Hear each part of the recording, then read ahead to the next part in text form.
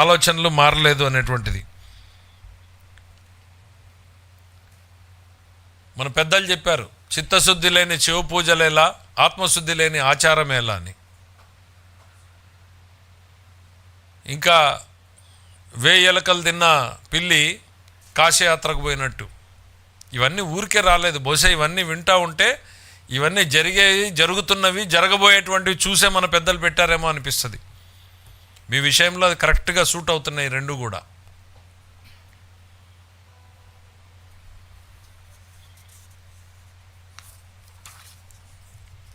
మీరు తిరుమల తిరుపతి దేవస్థానాన్ని నేను ఇప్పుడు ఎట్లా అయితే చెప్పానో ఒక ఈవెంట్గా మీరు చూస్తున్నారు, దీన్ని సెంటిమెంట్గా మేము చూస్తున్నాం అనేటువంటిది. మీరు తిరుమల తిరుపతి దేవస్థానాన్ని ఒక పబ్లిక్ రిలేషన్ ఆఫీస్ లాగా చూసుకున్నారు.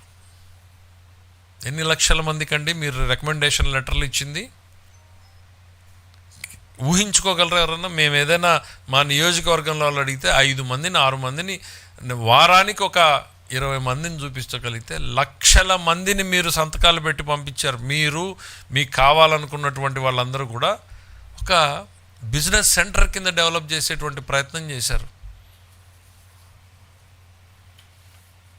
నేను అనుకోవడం ఇవి వినడానికే కష్టంగా ఉంది. ఇంకా భవిష్యత్తులో మీరు చేసినటువంటి పాపాలు ఎన్నెన్ని వెలుగులోకి వస్తాయో, ఇవన్నీ ఎవరో తెచ్చేది కాదు, సాక్షాత్తు వెంకటేశ్వర స్వామి ఇవన్నీ బయటికి తెస్తాడు. మీరు చేసినటువంటి పాపాలు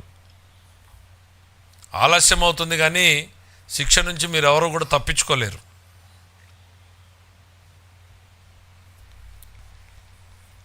రేపు పొద్దున నిజంగా మీరు 28వ తారీఖున వెళ్తే మీ పార్టీ వాళ్ళకు కూడా ఆ లడ్డూని కొని ఇవ్వండి. వాళ్లే చెప్తారు ఈ లడ్డు ఎంత గుమగుమలాడుతోంది, మళ్ళీ ఆ పూర్వ వైభవం ఎట్లా వచ్చింది అనేటువంటిది.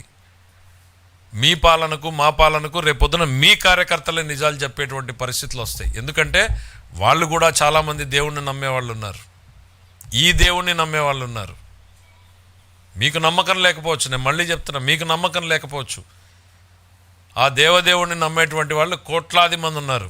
వాళ్ళ మనోభావాలతో ఆడుకోవడం మానేయండి. ఇంకా మీకు వీలైతే చేసిన తప్పుకి బహిరంగంగా క్షమాపణ చెప్పండి. చెప్పలేకపోతే కనీసం మనసులో అయినా చెప్పుకుని ఇక అడుగు బయటకు పెట్టకండి. ఈ విషయంలో నోరు మెదపకండి. Thank you.